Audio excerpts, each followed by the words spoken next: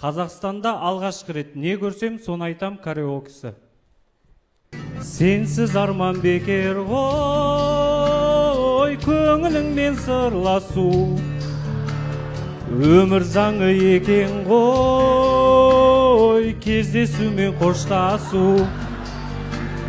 Қиналсаң да көнерсің, басқа түскен тағдырға. Жаным оған не дерсін, жеткізбесе арманға. Енді маған сен бір елессің, сен ұмыта алар емеспін. Жанарыңда қалды елесің, сен ұмыта алар емеспін.